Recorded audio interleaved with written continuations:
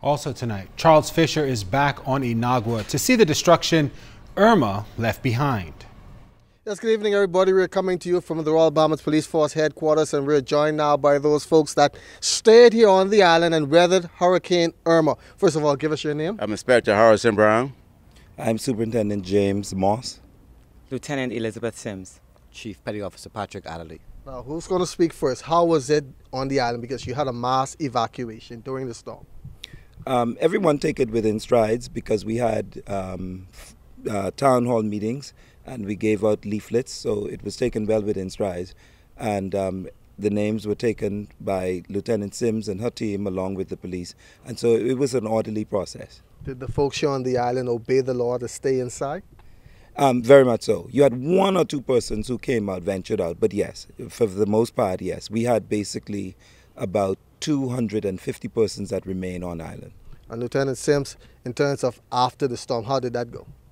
Well, after the storm, it was pretty much just assessing the damages that occurred, and we moved through the community and we saw that a lot of the houses received roof damage. We couldn't really say what internal damages were received due to a lot of persons still being off island, so we're just waiting for them to return. But a lot of roof damages. We had a lot of large fallen trees that were down, which you know, Superintendent Moss and myself and our team, you know, we worked together, we organized getting those removed off the road just to make the way clear. In addition to that, you just had a lot of debris that washed up along the shoreline into the roads from the sea because the sea was really raging. And so those are some of the things that, you know, we would have assessed after the storm. Any rescue? Anyone trapped inside the house needed help?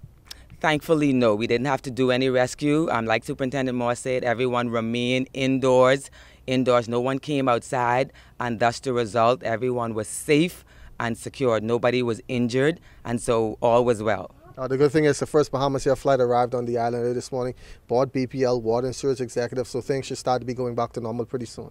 Very much so. And BPL, their team, the local team on the ground, they've already started to make their checks. And I'm sure that Mr. Ken Roll and Mr. Gerard Moultrie, Mr. Flavio Cox, they'll be relaying to their office what are the essential needs in terms of the utility poles or transformers that may be needed. So they'll relay that back to Nassau. And hopefully, I guess with the assistance of the Royal Bahamas Defense Force team, I believe, Ms. Sims, yes, they would probably be able to bring the necessary parts on to Inagua.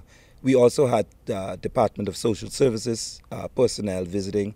We also had water and sewage personnel from New Providence visiting, and they've since returned, made their initial assessment. And so with all of those information, they should be able to ensure that the vessel, once it's cleared to come back into Inagua, that most of the equipment is on board. One thing I say, I rode through the town today, and one thing I say, Inagua was spared.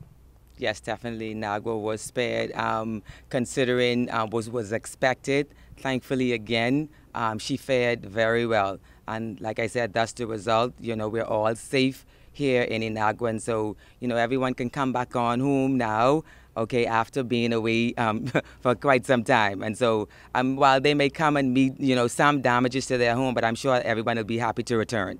So there you have it from members of the Royal Bahamas Armed Forces. Everything okay right here on the island of Inagua. Now for those evacuees that are scheduled to come back on the island, we'll have to wait and see and get word from Bahamas Air.